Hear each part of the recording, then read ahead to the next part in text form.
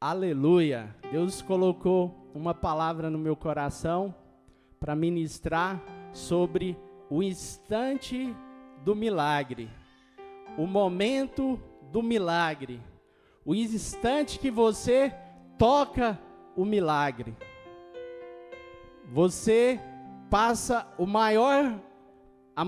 você passa a maior parte do tempo para chegar até o milagre, o momento do milagre. Mas de repente, você começa a sentir algo diferente.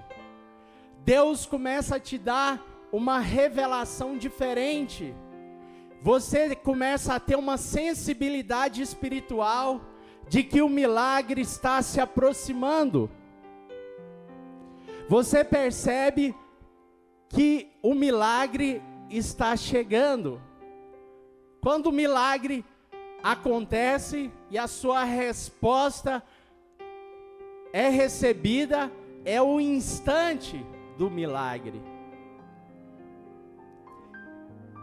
Eu queria que você primeiro abrisse em Gênesis capítulo 1, verso 1. E eu queria que você entendesse algo que Deus criou. Deus criou o mundo natural. Você comer, você beber, caminhar, resolver problemas que estão ao seu alcance. Esse é o mundo natural. O mesmo Deus que criou o mundo natural, criou o extraordinário. Presta atenção. O Deus que criou as coisas naturais, criou aquilo que para nós é extraordinário. Por exemplo, a vida. O ser humano não cria vida. Não existe um laboratório de criação de vida no planeta. Porque a vida é extraordinário. Você vê a gestação de uma mulher, o nascimento de uma criança, é um processo extraordinário, que veio de Deus. Deus gera a vida. E quando você olha para os céus, e aí você fica imaginando que existem galáxias, o ser humano não teve nunca a ousadia nem de tentar viajar para a direção do Sol, né? Ele vai sempre para a Lua, porque se ele for para o Sol, ele torra rapidinho. O ser humano é tão limitado, que ele olha, você olha para o céu e fala, que Deus extraordinário. Qual o tamanho do poder desse Deus, que Ele criou o sol, essa bola, esse negócio cheio de fogo. Isso é algo extraordinário. Deus criou o extraordinário e o natural. O ser humano consegue fazer o que a gente pensa, nossa, o ser humano desenvolveu coisas demais, uma tecnologia enorme. Ele só está o quê? Juntando elementos que Deus criou, juntando eles e criando coisas com os elementos que Deus já deu. Não está criando coisa nova, é só o quê? Uma mistura de coisas que Deus criou aqui em Gênesis, que diz: no princípio, Deus criou os céus e a terra. O ser humano só está pegando o que Deus fez e juntando. É interessante, quando a gente vivia no mundo, o ensino do mundo é o seguinte: você é uma ameba, você é um burro, você é um macaco, um descendente do macaco, um descendente de uma ameba, um descendente de um burro. É assim que o ser humano ensina. Isso é tão forte que até nas escolas colocaram tamanho idiotice e obrigam muitas crianças a ouvirem toda essa baboseira. Por outro lado, quando a gente pisa na fonte da vida, quando você pisa na igreja, olha a diferença. O que é que a gente fala? Você é filho de Deus. É diferente. Enquanto a cultura do mundo diz para as pessoas, você é um descendente da ameba, nós, quando pisamos na presença de Deus, nós entendemos que nós somos filhos de Deus, e a Bíblia diz que para Deus não há impossível. Não existem coisas impossíveis para Deus. Então, antes de tudo, você tem que entender que não existe coisas impossíveis. Tudo é possível para Deus.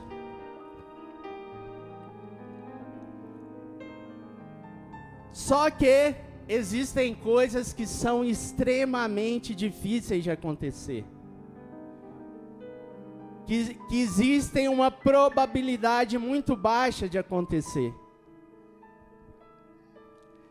Essas coisas que são extremamente difíceis de acontecer, são as coisas que nós anotamos na nossa cartela, que nós oramos a Deus, porque elas são extremamente difíceis de acontecer. E no nosso vocabulário, quando isso acontecer, vai ser um milagre. Quem escolheu esse modo de viver foi Deus. Porque Deus criou o natural e o extraordinário. Desde o início. Primeiro Ele criou o extraordinário, os anjos, criou os céus, todas as galáxias. Depois, lá na frente, que Ele nos criou o homem. E aí é a vida natural que a gente entende.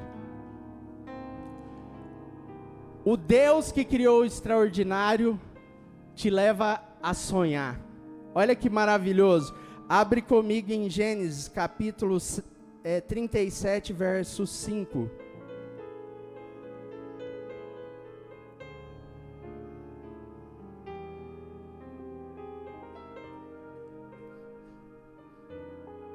Gênesis 37, 5 fala: certa vez José teve um sonho, e quando o contou a seus irmãos, eles passaram a odiá-lo ainda mais.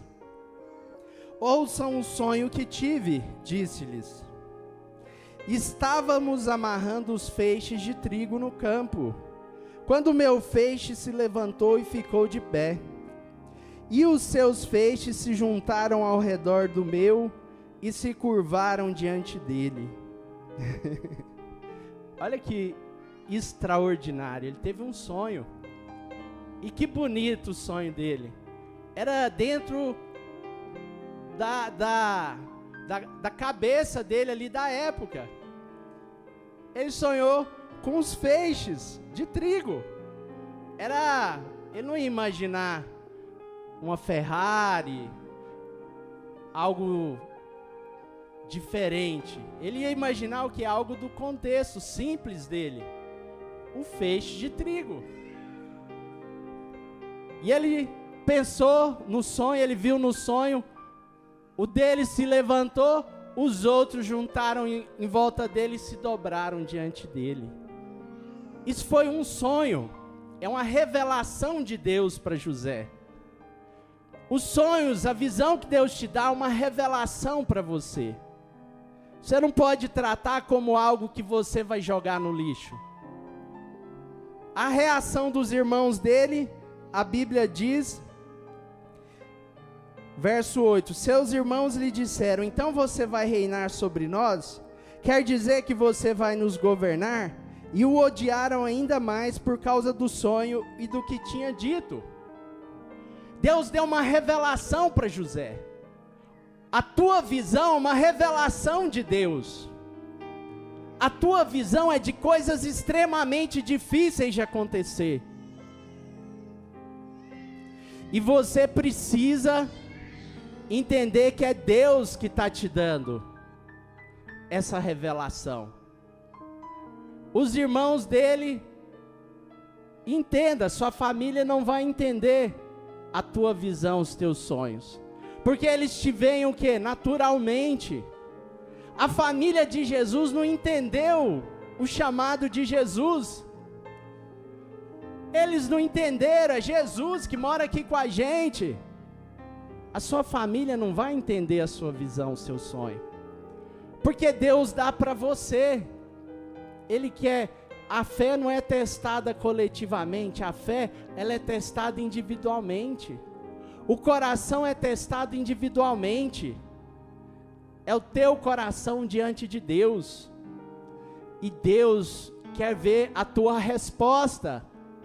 Porque Ele está te mostrando coisas difíceis demais de acontecer, mas Ele está torcendo para você ir nessa direção. Porque você pode escolher hoje ir na outra direção, mas você precisa ir na direção que o seu coração está queimando.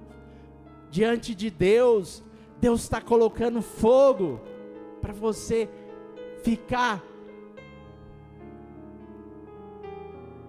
correndo nessa direção, para você dar o teu melhor nessa direção, para você dar tudo de si nessa direção, para você focar nisso, comer isso, almoçar, jantar, tomar café da manhã. Deus está te dando uma visão poderosa, e Deus quer que você coma essa visão.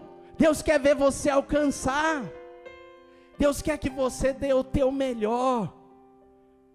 E José teve aquele sonho. Como que você acha que ele conseguiu passar por tanto desafio? É porque o sonho ardia no coração dele.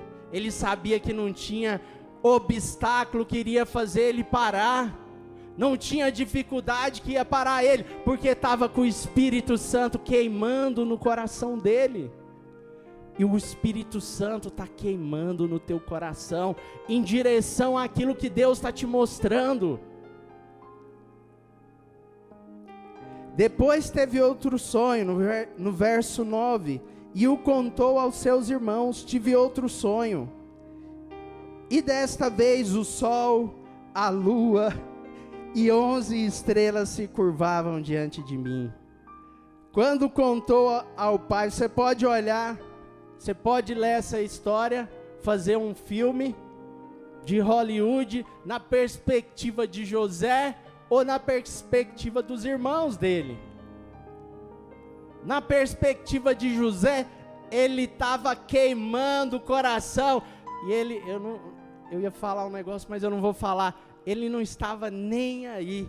Ele não estava nem aí porque os irmãos estavam pensando. Porque o coração dele estava queimando. Estava queimando com um sonho que Deus deu para ele. Ele não estava nem aí. E você tem que estar queimando com o sonho. O que é que mudou aqui os irmãos dele ficarem odiando ele? Nada, zero.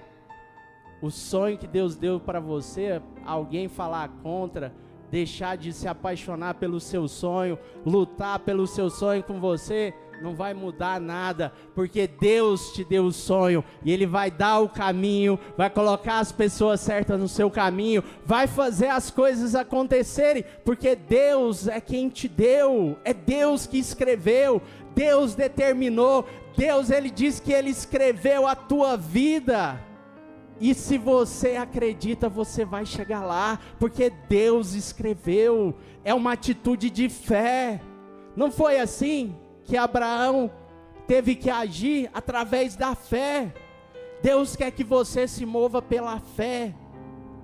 No ano de 2024, 2025, Deus está olhando para a terra e clamando para os guerreiros e as guerreiras que, como Abraão, viveu pela fé, aqueles que vão se levantar como José, como Esther, e viver pela fé e não pela limitação do natural.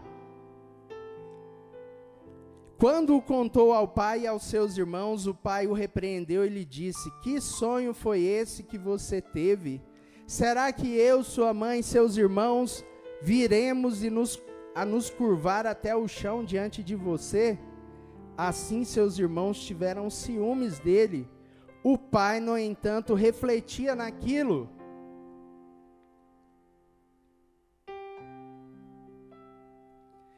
Deus, você tem que entender que as pessoas que te criticam, as pessoas que não acreditam em você, as pessoas que falam mal de você, isso não vai alterar nada a sua vida. Tem gente, nossa, que não dorme, que perde a noite, porque, fulano falou aquilo, não sei o que falou aquilo. Tem gente que fica um colega de trabalho, não sei o que, perde um tempão com pessoas que não vale a pena perder um segundo. Eles entregaram José. Que loucura aconteceu, eles entregaram José, eles iam matar José. Claro que não ia matar, porque se matasse o sonho não ia se cumprir. Deus não permitiu ele morrer. Deus não vai permitir você morrer, porque o sonho de Deus vai se cumprir. O sonho que Deus te deu vai acontecer. Ele não poderia morrer. Foi porque os irmãos não conseguiram? Não. O irmão veio e livrou? Não. Estava cheio de anjo em volta de José. Está cheio de anjo à sua volta. O diabo não pode te matar, porque Deus te deu um sonho. E esse sonho precisa acontecer. José estava cheio de anjo à volta dele. Não foram os irmãos que foram misericordiosos e tentaram ali salvar José. Foi os anjos de Deus que não permitiram os demônios da morte abraçar José. E aí você fala, mas aí ele foi para o Egito como escravo. A vida, irmão, é como um jogo de xadrez. A rainha não anda só para frente. Se você for só para frente, você vai perder o jogo. A rainha, porque é a pedra que tem mais mobilidade, né? Se você for só para frente, não vai funcionar a sua estratégia. Às vezes você vai ter que voltar. Deus está trabalhando para que o sonho aconteça. Não interessa o contexto da sua vida, Deus está trabalhando para que o sonho aconteça. Você tem que acordar todo dia, irmão. E tem dia que você acha que esse sonho, esse milagre é impossível de acontecer, não vai acontecer. Seu emocional diz, não tem como. É coisa da sua cabeça. Mas e aí? O Espírito Santo está contigo ali, cheio de anjos. Você tem que acordar convicto que o sonho vai acontecer. A promessa de Deus vai se cumprir na sua vida, na sua história. E aí José vira escravo de Potifar. Potifar, irmão, olha que presentão Potifar ganhou. José, pensa comigo, o cara que governou o Egito, era um bom cara para administrar suas empresas, seus negócios, é bom ou não é? O cara que governou todo o Egito, que tinha a revelação de Deus, era um cara top para você colocar como um administrador das suas coisas que Deus te deu, ou não era? Excelente. José era escravo naquele momento ali. Ele tinha um sonho, mas o sonho ainda estava distante. E José ali como escravo de Potifar, debaixo ali da escravidão, era escravo. José podia se contentar, eu sou escravo, cara. Eu sou escravo, mas olha aqui quantos benefícios eu tenho. Eu administro essa fortuna, o cara era muito rico. Eu sou administrador aqui, eu tenho muito poder. Vai que é isso aí o sonho de Deus. E às vezes você vai se encontrar em circunstâncias na sua vida que você vai tentar acomodar. E José poderia ter paralisado ali, naquele momento. Mas Deus não quer que você fique limitado ao que os outros estão pensando de você. Estão tentando te moldar a visão deles. O sonho era de José. O sonho é teu. Ninguém vai brigar por você. É você que tem que brigar. É você que tem que levantar todo dia e dar o sangue por esse sonho que Deus te deu. Era José que tinha que lutar pelo sonho que Deus deu para ele. E o coração dele foi provado. Tiago, capítulo 1, verso 2. Deus diz: meus irmãos, considerem motivo de grande alegria o fato de passarem por diversas provações, pois vocês sabem que a prova da sua fé produz perseverança, e a perseverança deve ter ação completa, a fim de que vocês sejam maduros e íntegros, sem lhes faltar coisa alguma. Tem gente, é o que mais tem por aí, são pessoas que param no meio do caminho, que não deixa a fé ter obra completa, que quando aparece uma luta difícil, a pessoa para, a fé dela é apagada, e quando tem a luta, a sua fé tem que renascer, mais forte, tem que nascer um broto novo, ela tem que revigorar, porque a Bíblia está falando que é motivo de grande alegria, e a gente cantou no louvor, que nós vamos dar um aleluia, que quando o problema estiver diante de nós, nós vamos dar um aleluia, porque a Bíblia diz que é um motivo de grande alegria, passar por provações, e José entendeu, que ele passar por provação, era o caminho para Deus coroar ele com um sonho, com a vitória, com um milagre, com aquilo que era extremamente difícil de acontecer. Você tem que estar com o coração reto diante de Deus. Se você, algum momento, desviou um pouquinho, essa noite é noite de consertar. Se você saiu um pouquinho do centro da vontade de Deus, essa noite é noite de consertar. Porque se você está ouvindo a mensagem, Deus quer que você conserte. Deus está te dando a oportunidade de seguir no caminho. Quando a gente fica firme, Deus nos abençoa. Todo dia a gente pode decidir seguir o caminho da bênção ou da maldição, todos os dias. E quando você escolhe o caminho da bênção, não tem outra coisa que pode vir sobre você a não ser bênçãos de Deus, bênçãos de Deus, bênçãos de Deus, bênçãos de Deus, porque você escolhe o caminho certo. Nunca decida pelos outros, decida por você. A fé é individual. As pessoas podem errar à sua volta, mas você é responsável apenas pela sua fé, a sua decisão. E você colhe os frutos da sua decisão. Voltando para o livro de Gênesis, para a gente concluir. Gênesis 41, verso 14. Eu creio que José estava sentindo algo diferente na região espiritual. Sabe quando você respira assim, você vê que tem um negócio diferente no ambiente. É um ambiente de milagre.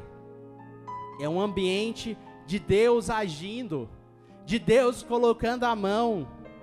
Gênesis 41, 14. O faraó mandou chamar José, que foi trazido depressa do calabouço. Depois de se barbear e trocar de roupa, apresentou-se ao faraó. José sentiu a nuvem da glória de Deus ali. José falou: tem alguma coisa diferente. Tem alguma coisa diferente acontecendo agora. Quando a gente está fazendo os 21 dias de jejum e oração, é esse ambiente que fica nas regiões celestiais. Deus está fazendo alguma coisa agora. Deus está te mandando chamar. Deus está te chamando. Porque Deus, Ele vai te colocar naquilo que você tem clamado. Ele vai responder a tua oração. Verso 37. O plano pareceu bom ao faraó e a todos os seus conselheiros.